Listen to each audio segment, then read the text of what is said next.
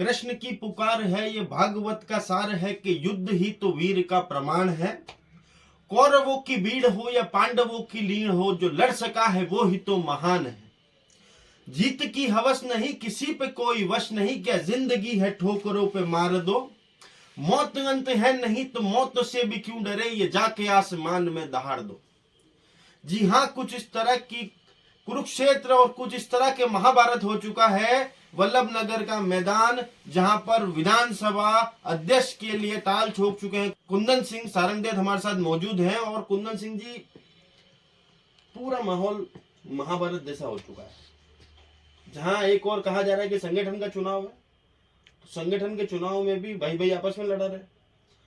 और महाभारत इसलिए कहा क्योंकि महाभारत के अंदर भी कौरव और पांडव आपस में थे, तो भाई कैसे देखते हैं इस पूरे चुनाव को? और राजनीति अपने बिल्कुल निचले स्तर पर आ चुकी है।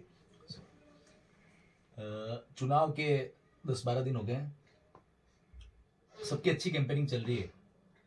और मैं जिस स्थिति में चुनाव लड़ रहा हूँ, तो इस चुनाव को जो मैंने देखा है, इसको पूरा जातिगत रूप, जनरल, ओबीसी, एसटी, एससी, इस टाइप के पार्ट में इसको बांट दिया इन लोगों ने, कुछ लोगों ने। तो ऐसा चुनाव कभी होना नहीं चाहिए। ये संगठन का चुनाव है और ऐसा लग ही रहा है कि संगठन के चुनाव नहीं हो रहे हैं, ये कहीं एमएलए के चुनाव हो रहे हैं। उस टाइप की परिस्थितियां सामने आ रही जी, आप पूर्व में भी, इससे भी पूर्व में आप विधानसभा अध्यक्ष थे।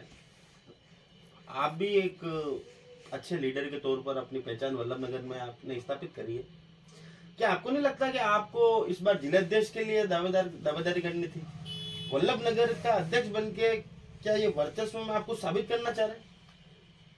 इसमें मैंने आज दिन तक पॉलिटिकली कोई भी फायदा नहीं लिया, कभी कोई पद नहीं मांगा, कुछ भी नहीं लिया। और भाभी साहब और मेरे बीच में कमिटमेंट था कि भाभी साहब ने मेरे से पूछा था एमएलए चुनाव के बाद कि कुंदन मना, आपको कौन सा पद चाहिए, बोलो कौन सी संगठन में चाहिए, प्रदेश में चाहिए, यहाँ चाहिए, या मैं यूथ कांग्रेस में प्रदेश में कुछ बनवा दूँ। तो मैंने भाभी साहब को कहा था कि भाभी साहब, मैं अभी यूथ कांग्रेस का अध्यक्ष हूँ, मेरी जगह आप किसी और को प्रदेश में वहाँ एडजस्ट करो।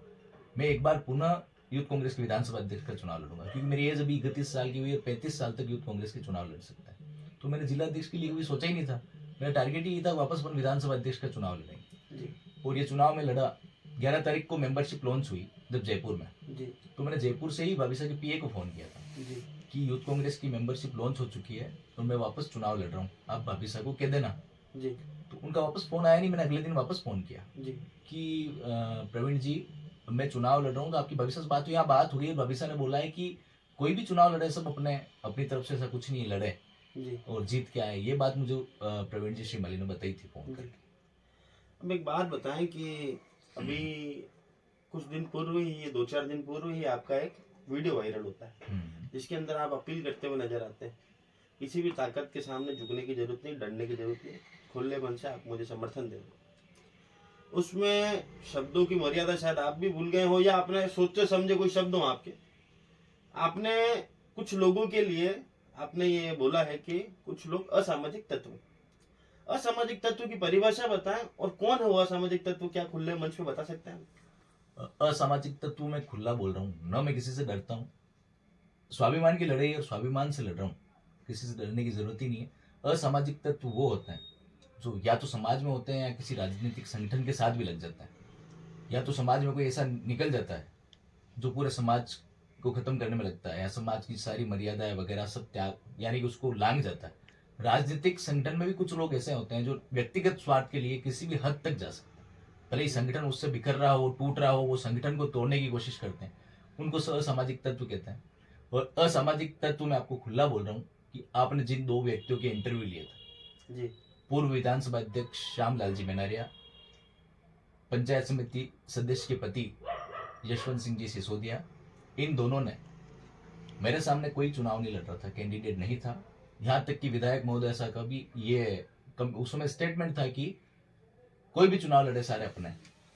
इन दोनों ने मिलकर उसको जबरदस्ती चुनाव लड़ाया, जबरदस्ती उसको तैयार करा। पहले गोपाल जाट का फोन मेरे पास आया कि बना हुई ये लोग मेरे पास आए हैं और मैंने मना कर दिया कि मैं कुंदन साहब के सामने चुनाव नहीं लड़ूंगा। उसने मेरे को फोन करके बताया। उसके बाद इन्होंने 17 तारीख को शाम को उसको जबरदस्ती टॉर्चर करके परेशान किया, चुनाव लड़ना ही है, सब कुछ अरेंजमेंट हम करेंगे और हर पंचायत में 2-2 जनों की टीम लगा देंगे।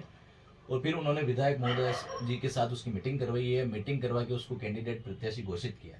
और इसी श्यामलाल जी ने और यशवंत सिंह जी ने, इन दोनों ने पास में बैठ के एमएलए साहब से कुछ लोगों को फोन भी करवाया, और ये इन्होंने दूसरे दिन ही ग्रुप में मैसेज वगैरह कराए, व्हाट्सएप ग्रुप में सारे आपके पास भी अवेलेबल होंगे, कि ये हमारा संगठन सर्वोपरि, एमएलए साहब का, हमारे नेता का जो फरमान है, हमारे नेता ने जिसको प्रत्याशी घोषित किया है वो हमारा कैंडिडेट होगा।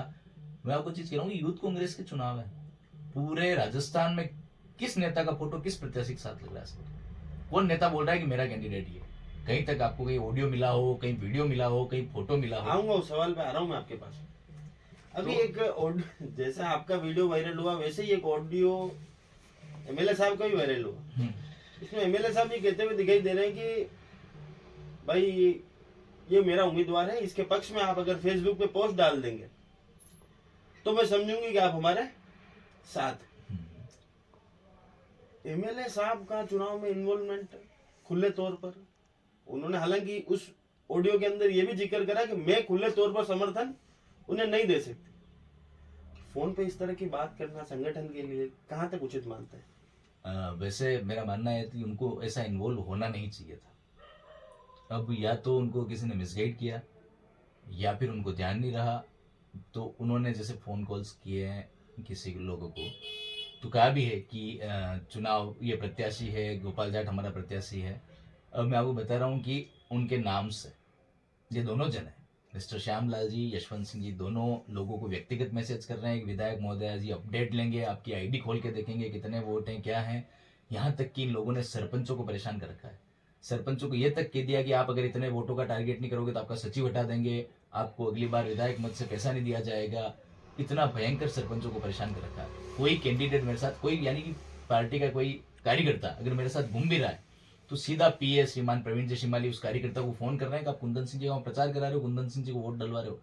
तो इसका मतलब कहीं कहीं एमएलए साहब का इन्वॉल्वमेंट है। कुछ बातें मैंने भी सुनी, मुझे भी लोगों ने कहा कि एमएलए साहब ने हमको फोन किया था कि हमारा कैंडिडेट गोपाल जाट है। कुछ मेरे गांव के लोग भी मिलने गए थे, उनको भी कहा कि आपको वोट 4 नंबर पे दिलाना है, कितने वोट दिलाओगे?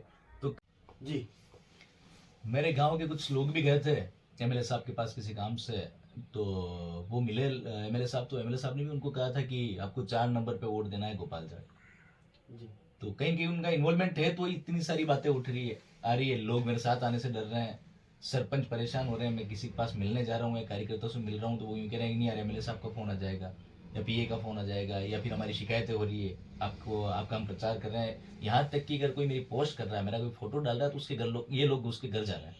तो यार ये संगठन के चुनाव में कोई मैं एमएलए का चुनाव तो लड़ नहीं रहा हूँ, या पार्टी के खिलाफ जाकर तो चुनाव नहीं लड़ रहा हूँ। इस प्रकार से मेरे समर्थकों को परेशान करना, और कहीं कहीं मुझे भी व्यक्तिगत परेशान ही किया जा रहा है। जी।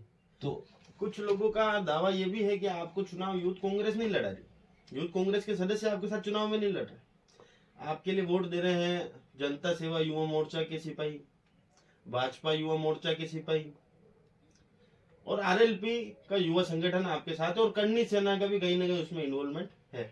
इस दावे में कितनी सच्चाई है? करनी सेना के किसी पदाधिकारी ने कोई स्टेटमेंट जारी किया हो, या कहीं मेरी पोस्ट करी हो, या कहीं मेरे साथ दिखा हो, तो आप बताना। सबसे पहली बात, जातिवाद की बात को तो मैं दूर करता हूँ। सेकेंड चीज, अगर जातिवाद की बात आए तो बीजेपी से भी जो प्रभारी हैं वो भी राजपूती हैं, जनता सेना से जो संरक्षक हैं वो भी राजपूती हैं। तो जातिवाद की बात आती है तो ये मेरे लिए खुला स्टेटमेंट देते ना कहेंगे। तो ये सारी फालतू की बातें हैं। जातिवाद की बात मैंने आपको कुछ बताई भी है कि कुछ लोग किस टाइप की पोस्ट कर रहे हैं, कुछ लोग किस टाइप के कमेंट कर रहे हैं। जातिवाद कौन सा? संगठन का चुनाव है, मैं कोई समाज का चुनाव थोड़ी ना लड़ रहा हूँ। और रही बात आरएलपी, बीजेपी, जनता सेना, तो व्यक्तिगत अगर कोई मित्र होते हैं, ठीक है, उनकी विचारधारा अलग अलग है। आज वो अगर यूथ कांग्रेस से मेरे साथ जुड़ना चाह रहे हैं तो वो मेरे व्यक्तिगत व्यवहार की वजह से जुड़ रहे होंगे।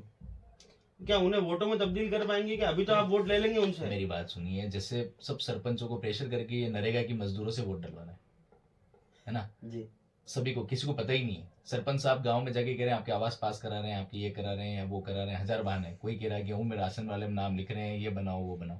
कौन सी ओरिजिनल मेंबरशिप करा रहे हैं? मेरे पास तो कोई प्रेशर, मैं तो किसी को प्रेशर नहीं कर रहा। और जो जुड़ना चाह रहा है, मैं न तो कहीं पैसा बहा रहा हूँ, कुछ भी नहीं कर रहा हूँ। ये लोग तो सीधे खाते में पैसा डाल रहे हैं, आप 50 वोट डालो, आपके खाते में इतने पैसे डाल दिए, अगले आदमी ने वापस इनको पैसे ट्रांसफर कर दिए, मैं वोट नहीं डाला सकता, ये पैसे आपके वापस लो। जी ठीक है, तो इस टाइप की हरकतें कर रहे हैं। मैं कह रहा हूँ मेरा व्यक्तिगत व्यवहार है, अगर कोई मेरे से जुड़ रहा है, यूथ कांग्रेस से जुड़ रहा है, मेरे को अगर वोट दे रहा है, मेरे लिए मेंबरशिप करा रहा है तो यूथ कांग्रेस से जुड़ रहा है। और जी भाई रही बात एमएलए चुनाव की या पार्टी के चुनाव की, तो उसमें वो लोग वोट देंगे, जुड़ रहे हैं तो वोट देंगे, जी। ये वाली बात। एक प्रश्न आपसे स्पष्ट शब्दों में जानना था। पिछली मुलाकात में आपने ये कह के गए थे कि बंटी बना घर मेरा घर है और भाभी सा मां समान, जिसपे काफी लंबी बहस भी छिड़ी। एक बात बताएं, अगर भाभी सा मां सम्मान है तो हमेशा आपकी पोस्टों के अंदर पिताजी का फोटो दिखाई देता है, पर माता जी हर फोटो से गायब रहती है। सीटिंग एमएलए है, क्या कहना चाहेंगे? एक तो ये आपकी बात आपने पूछा, बहुत अच्छा करा। श्याम जी ने कहा था कि असली बेटा कौन नकली बेटा कौन पता चल जाएगा, वो लग जाएगा। किसी ने कहा ये दिखावा कर रहे हैं, किसी ने कहा, किसी ने क्या कुछ कहा। तो मैं आपको आज एक बात बोल रहा हूँ, बंटी दादा मुझे हमेशा कहते थे कि आप मेरे छोटे भाई। मैं उन नजरों से देखता था क्योंकि उनकी उम्र मेरे पिताजी के समान थी, तो मैं पिता तुल्य मानता था उनको, उनके सामने शर्म भी करते थे। तो बंटी दादा का रिश्ता तो हो गया वो। और रही बात भाभी सा की, तो भाभी सा ने हमेशा कार्यकर्ताओं में हो गया, अधिकारियों में हो गया, तो उन्होंने हमेशा यही कहा मेरे लिए कि वो मेरा दत्तक पुत्र है, कुंदन मेरा दत्तक पुत्र है। तो उन्होंने मुझे मान सम्मान दिया। अगर उन्होंने मुझे दत्तक पुत्र माना तो मैं भी उनको मां समान मानता हूँ और मान सम्मान भी करता हूँ और हमेशा करूंगा। इसमें कोई दो राय की बात नहीं है कि वो नहीं। और आप बात कर रहे हो फोटो की, तो ये संगठन के चुनाव है, संगठन के चुनाव में फोटो नहीं लगाए जाते। अब जो लोग आपके पास इंटरव्यू देके गए उनको पता ही नहीं संगठन के चुनाव में क्या होता है। उनमें अगर उनमें होता तो उसी समय बोलते कि संगठन के चुनाव में नेता का फोटो नहीं लगता। कौन से एमएलए का फोटो किस प्रत्याशी के साथ लग रहा है बताएं मुझे, एक भी जगह का, पूरे राजस्थान का एक भी जगह का बताएं। ठीक है, कोई किसी को पता नहीं होगा, ना समझ होगा, उसने लगा दिया होगा। बाकी संगठन के चुनाव में मैं क्यों मेरे नेता का नुकसान करूं फोटो लगाए? जो लड़ रहे हैं सारे तीनों कांग्रेसी हैं, चारों कांग्रेसी नो फॉर्म है। 3 गोपाल जाट है, 2 कुंदन सिंह है, एक मोहित चौधरी है, अशोक मेहरिया है, 9 जने चुनाव लड़ रहे हैं। जो फोटो लगा रहा है वो गलत है, वो नेता के लिए कंट्रोवर्सी पैदा कर रहा है। मैं तो नेता के लिए कंट्रोवर्सी पैदा नहीं करना चाहता। संगठन के चुनाव है, जो जीतेगा वो भी नेता के साथ रहेगा, जो हारेगा वो भी नेता के साथ रहेगा। कांग्रेस पार्टी में सभी को रहना है। क्या एक ही जजम पर बैठ पाएंगे जीतने हारने के बाद? झाजम के चुनाव हो रहे हैं, एक ही झाजम है, कांग्रेस पार्टी संगठन है। संगठन के साथ रहना है इसलिए तो चुनाव लड़ रहा हूँ। संगठन के साथ नहीं लड़ना रहना होता तो मैं चुनाव ही नहीं लड़ता। जी।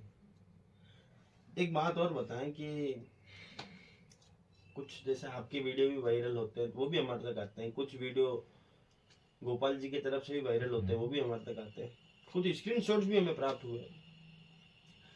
यह चुनाव, इसको महाभारत इसलिए कह रहे हैं क्योंकि आपके जैसे चुनाव वल्लभ नगर में हो रहे, वैसे मावली में भी हो रहे हैं, वैसे ही चुनाव उदयपुर में भी हो रहे हैं, उदयपुर ग्रामीण में भी हो रहे हैं, हर जगह हो रहे हैं। अपने आसपास की टेरिटरी की बात करते हैं, पर वल्लभ नगर का चुनाव पूरे मेवाड़ के लिए हॉट सीट इसलिए बन चुका है क्योंकि यहाँ राजनीति अपने बिल्कुल निचले स्तर पर आ चुकी है। कुछ स्क्रीनशॉट हमारे पास आए जिसमें हमने देखा कि कोई व्यक्ति जो आपके वहां पर शायद ब्लॉक अध्यक्ष या कुछ है, वो किसी को ये कह रहे हैं कि आप उस राजपूत को वोट ना दें, आप ओबीसी को वोट दें, क्योंकि राजपूत तो समय समय पर अपनी ताकत दिखाते रहते हैं, हम ओबीसी को हमेशा दबाया जाता है। कुछ जने कह रहे हैं कि पर्सनली एमएलए साहब आपके फोन चेक करेंगे, आपका वोट चेक करेंगे। ये किस तरह की राजनीति हो रही है और इससे कैसे निजात पाया जाए? क्योंकि यूथ इन सब चीजों से दूर रहना चाहता है। मेरी बात समझिए, सही बात। आप खुद जिला विधानसभा अध्यक्ष रहे और इतने करीब से राजनीति को देखा है, क्योंकि एक एमएलए के साथ रहना ही अपने आप में बहुत बड़ी ताकत होती है। सही बात। आपने हर चीज को देखा, इससे कैसे निजात दिलाएंगे? देखो मैं आपको बता रहा हूँ, जो इस टाइप की बात करता है वो सबसे बड़ा मूर्ख है। जो इस चुनाव को अलग अलग पार्टों में बांट रहा है जातिवाद के नाम से। यार संगठन का चुनाव ओपन चुनाव है, सब लड़ो ना। जिसमें दम होगा, जिसकी फैन फॉलोइंग होगी, जो ज्यादा मेहनत करेगा वो चुनाव लड़ेगा और चुनाव जीतेगा। रही बात जो लोग ये बातें कर रहे हैं, मैं उनकी खुली बात कर रहा हूँ। एक हमारे संगठन के महामंत्री जी हैं भगवान लाल जी अहिर, उन्होंने इस टाइप के कोई मैसेज करे, मेरे पास भी वो स्क्रीनशॉट आए थे। उनके दुख ये कि वो ब्लॉक अध्यक्ष नहीं बने, वो ब्लॉक अध्यक्ष नहीं बन पाए। श्यामलाल जी मेनरिया को भी दुखी है कि वो ब्लॉक अध्यक्ष नहीं बन पाए।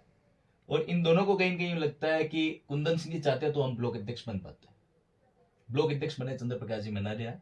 इनको यूं लगा कि कुंदन सिंह जी ने चंद्र प्रकाश जी को ब्लॉक अध्यक्ष बनाया और कुंदन सिंह जी चाहते तो हम ब्लॉक अध्यक्ष बनते हैं।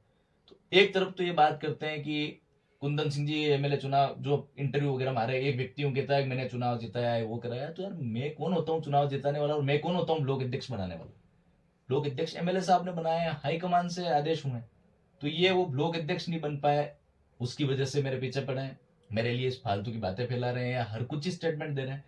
और रही बात यही बोल रहे हैं, श्याम जी बोल के गए कि मैं 15 सालों से पार्टी से जुड़ा हुआ हूँ। तो आपको बता देता हूँ, 2008 में गणपत लाल जी मेनारिया वल्लभनगर से चुनाव लड़े थे, तो श्याम जी उनकी पार्टी के उनके साथ अच्छे समर्थक थे। उन्होंने कांग्रेस पार्टी के कार्यकर्ताओं से लड़ाई तक करी थी, और वो 2013 में विधानसभा अध्यक्ष का चुनाव लड़ने के लिए कांग्रेस पार्टी के साथ आए और फिर बंटी बना के साथ जुड़े।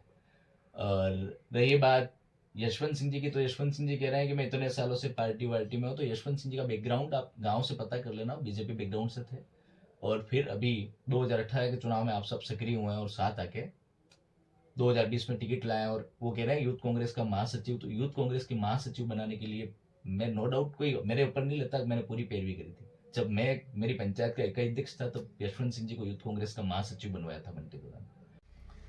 एक बात मैं यशवंत सिंह जी के लिए और कहना चाह रहा हूँ कि वो भी मार्केट में जाके अलग अलग समाजों में मेरे लिए कुछ गलत बातें बोल रहे हैं या कोई भड़काने का काम कर रहे हैं। तो अभी कुछ समय पहले पंचायत समिति कुराबड़ के बारे में एक कोई झगड़ा हुआ था हमारा। उस झगड़े में क्या हुआ, दोनों तरफ से क्रॉस मुकदमे हुए थे। उन अगले वालों ने भी मुझ पे और मेरे साथ में यशवंत सिंह जी वगैरह ये लोग थे, इन पे हमारे पे किया था और हमने भी उन पे मुकदमा किया था। तो यशवंत सिंह जी ने क्या करा कि उस मुकदमे में जो हमारी तरफ से प्रार्थी था दौलत राम जी, वो उनके गांव के ही था। तो यशवंत सिंह जी ने सामने वाली पार्टी से मिलके उस मामले में कोई लेन देन करके उस मामले में एफआईआर लगवा दी। एफआईआर पेश हो गई कि हम लोग कोई कार्रवाई नहीं चाहते। तो इतनी बड़ी चोट मेरे साथ करी, दिवाली के आसपास की बात है यार। उसके बाद से ही मेरी नाराजगी बढ़ी एमएलए साहब से, और इस आदमी ने ऐसी हरकत करी और इन्होंने क्या करा, उसके बाद बहुत ज्यादा दूरियां पैदा करी। उसके बाद ये श्याम जी और ये 2-3 जने मिल गए, जो हमेशा जैसे ही मैं नाराज होके दूर गया, श्याम जी भी बीच में कुबेर सिंह जी के साथ 3-4 महीने तक घूमे, उनके लिए उनके साथ घूमे उपचुनाव के बाद, और 4 महीने तक उनके साथ ही घूमे। फिर वापस उसके बाद नाराज होके घर बैठ गए थे। जिस दिन से मैं दूर हुआ, उसके अगले ही दिन से दिवाली स्नेह मिलन समारोह जो विंटर में हुआ था, तब तक श्याम जी नाराज थे, और उसी दिन मैं नाराज होके निकला, और उसके बाद से श्याम जी भी एक्टिव हो गए। तो इन लोगों ने बाद में हमारे बीच में दूरियां पैदा करने की कोशिश करी, बहुत कुछ करा, बहुत मार्केट में नाम खराब करा, या जो भी अफवाह उड़ानी रही करनी रही, वो पूरा सारा इन्हीं का देन है। बाकी यशवंत सिंह जी ने इस टाइप की हरकत करी और आज भी कर रहे हैं वो। तो मैं तो ये बताना चाह रहा हूँ कि इस टाइप के लोग अगर साथ रह के किसी के नुकसान करें, तो ऐसा राजनीति में नहीं होना चाहिए हमेशा। तो ये फालतू की बातें कि कोई कह रहा मैं 13 साल, कोई कह रहा 15 साल, कुछ नहीं। मैं 2015 में राजनीति में सक्रिय हुआ, और सक्रिय होने के बाद कांग्रेस पार्टी में सक्रिय रूप से राजनीति करने लगा। बाकी मैं 2010 से, जो पंचायत समिति के चुनाव हुए थे 2010 जनवरी में, तो मैं 2009 से बंटी दादा का समर्थक बना और 2010 से पार्टी के लिए काम कर रहा हूँ। एक प्रश्न आपसे पूछना है, अगर आप इसका जवाब देना चाहें तो। वैसे तो ये प्रश्न आपके विरोधियों के लिए होना चाहिए, और आपसे ही पूछता हूँ, हर बार सत्तावत परिवार के साथ ऐसा धोखा क्यों? जिसको सत्तावत परिवार ने अपना समझा, विगत 15 सालों का इतिहास आप उठा के देखो, जिस पर सत्तावत परिवार ने अपना हाथ रखा जिसके कंधे पर, उसी ने हमेशा उनको दुख दिया। ऐसा क्यों होता है? मैं सत्तावत परिवार का कहाँ विरोधी हूँ? आपको कोई स्टेटमेंट ऐसा लगा या मेरा कोई वीडियो ऐसा लगा है? आपकी बात नहीं करी, मैंने हमेशा आपसे एक प्रश्न पूछा है। मैंने एक प्रश्न पूछा है कि जिन जिन तो के कंधों पर सत्तावत परिवार ने हाथ रखा है, उनने हमेशा सत्तावत परिवार को दुख क्यों दिया? मैं बता रहा हूँ आपको कि बहुत सी बार हो सकता है कि किसी की महत्वाकांक्षा अधिक हो, या तो वो छोड़ के गया हो, और या हो सकता है किसी के साथ गलत हुआ हो। जी, दोनों चीजें हो सकती है, या जो किसी के साथ गलत हुआ तो वो छोड़ के जाएगा, या कि किसी की महत्वाकांक्षा ज्यादा होगी जी, तो छोड़ के जाएगा। और रही बात मेरी, तो मेरी सिर्फ नाराजगी है, आपको आज भी बोल रहा हूँ, मेरी सिर्फ नाराजगी जी, नाराजगी है। और क्या है क्या नहीं है ये एमएलए साहब को भी पता है, मुझे भी पता है। मैं किसी को बताना भी नहीं चाहता, न कहना चाहता हूँ। उनको पता है, मुझे पता है, बस। अंतिम और आखिरी सवाल करके अपनी बात को समाप्त करेंगे। असली बेटा कौन और नकली बेटा कौन? इस पर जवाब मैंने दीजिएगा। आपको एक चीज अभी बोली थोड़ी देर पहले, दत्तक पुत्र उन्होंने माना मुझे। जी, मैंने हमेशा माँ की तरह सम्मान किया और आगे भी करूंगा। जी दत्तक पत्र उन्होंने माना है। अब ये सवाल आप उनसे पूछना कि असली बेटा कौन और नकली बेटा कौन। असली बेटा तो स्वर्गीय गजेंद्र सिंह जी शेखावत के विधु बनाई है, विधु बना है विंध्य राज सिंह जी शेखावत। असली बेटे वही हैं और वही रहेंगे। मेरे को दत्तक पुत्र भाभी सा ने माना, वो जी। तब तक मानते हैं तब तक ठीक है, और वो चाहे वो नहीं माने उनकी माना उन्होंने। और मैंने तो हमेशा बंटी दादा का भी बड़े भाई और पिता तुल्य सम्मान किया। भाभी सा मैं हमेशा भाभी से ही बोलता हूँ आपको, आज और बोल रहा हूँ। जी भाभी साहब को भी मैं माँ के नजरे से देखता हूँ और माँ के समान सम्मान देता हूँ उनको, और हमेशा दूंगा। उन्होंने माना दत्तक पुत्र है, अब वो दत्तक पुत्र को रखे या नहीं रखे तो वो उनकी इच्छा है। बाकी वो हमेशा लोगों कहते भी थे कि ये मेरा दत्तक पुत्र है पर प्रॉपर्टी में नहीं है, पर बाकी ऐसे दत्तक पुत्र है जी। मेरी प्रॉपर्टी में राजनीतिक इसको वारिस के रूप में आपको यानी कि तैयार उन्होंने किया। कहा ऐसा कुछ नहीं है राजनीतिक बारिश में। कोई भी चुनाव लड़े, एक बात तब मेरे को ध्यान आ गई, थोड़ी सी मैं आपकी बात को खींचूंगा कि दोनों जने इंटरव्यू देके गए, श्याम जी यशवंत सिंह जी, कि भाई सभी को मौका मिलना चाहिए। तो फिर एमएलए चुनाव में भी सभी को मौका मिलना चाहिए। जी आप समझे ना जी भाई, अगर वो लोग यूं कह रहे हैं कि उसमें विधानसभा अध्यक्ष में सभी को मौका मिलना चाहिए, सभी वर्ग, तो एमएलए चुनाव में भी सभी वर्ग को मौका मिलना चाहिए। फिर आप लोग वहां पे भी बात करो ना जी भाई, सब जगह कोई रिपीट हो रहा है, हर बार कोई एमएलए बन रहा है, तो विधानसभा अध्यक्ष बनने का भी हक है सभी को। जी। ओपन चुनाव है, तो ये बातें सभी के लिए पैरेलल होनी चाहिए। और कहीं ना कहीं एक खबर ये भी आई थी कि कोई इसमें एमएलए साहब के कोई भतीजे हैं शायद, वो भी चुनाव लड़ना चाह रहे थे। हाँ, युवराज सिंह एमएलए जी। साहब के कजिन भतीजे हैं जी वो, और उनके समर्थक आए थे मेरे पास कि आप बैठ जाओ और हम चुनाव लड़ लेते हैं, और आप भाभी साहब से भी नाराज चल रहे हो, भाभी साहब की मदद करें या नहीं करें, तो आप बैठ जाओ मैं चुनाव लड़ लूँ। उनके समर्थकों ने कहा इनको चुनाव लड़ लेते हैं। मैंने कहा मेरे तो भाभी साहब से ऑलरेडी कमिटमेंट था कि मैं वापस चुनाव लड़ूंगा, मैं तो चुनाव लड़ रहा हूँ। और आपको फिर वो बोलेंगे नहीं आप नहीं मानोगे तो भाभी साहब हमको जबरदस्ती चुनाव लड़ाएंगे। तो मैंने उनको कहा, मैंने कहा अगर भाभी साहब को जबरदस्ती चुनाव लड़ रहे हैं तो आप लड़ो, ओपन चुनाव में किस किस को बैठाऊं। सही। मैंने कहा आप भी लड़ो, लड़ा रहे हैं तो इसमें कोई। फिर पता चला कि वो नहीं लड़े और गोपाल जाट को तैयार किया गया। तो खैर गोपाल जाट की एक बात बता दूं मैं आपको, गोपाल जाट को यूथ कांग्रेस का ब्लॉक अध्यक्ष बनाया था मैंने मेरे कार्यकाल में। उसको आप पूछना इंटरव्यू में बुला के वापस बुलाओ, तो मैंने उसको एक कसम दी थी कि आप आपके जो इष्ट देव मानते हो उनकी सौगंध खा लो कि आप जीवन में मेरे खिलाफ चले जाना पर भाभी साहब के खिलाफ मत जाना। आप एक बार उनसे पूछना, मैंने उसको कसम दी थी कि इस देव की सौगंध खाओ तो ही ब्लॉक अध्यक्ष बना रहा हूँ, आप मेरे खिलाफ चले जाना और भाभी साहब के खिलाफ मत जाना। और आज वो भाभी साहब के खिलाफ नहीं, भाभी साहब के साथ हैं, भाभी साहब की टीम से चुनाव लड़ रहे हैं। तो मेरे को खुशी है कि आदमी मेरे खिलाफ चला गया और भाभी साहब के साथ है, तो कोई दिक्कत नहीं। भाभी साहब ने उनको प्रत्याशी बनाया, वो चुनाव लड़ रहा है मेरे सामने, अच्छी बात। जी मतलब आपके तैयार करे हुए जो लड़के हैं आज आप ही के सामने चुनाव लड़ रहे हैं, कुछ अपने चाहने वालों को कुछ इस पर संदेशा देना चाहेंगे चैनल के माध्यम से, क्योंकि आपको देखते बहुत सारे लोग हैं, हमने देखा आपके व्यूज काफी आते हैं। मैं मेरे समर्थकों को तो ये बताना चाहता हूँ कि कोई भी लक्ष्य मनुष्य के साहस से बड़ा नहीं है।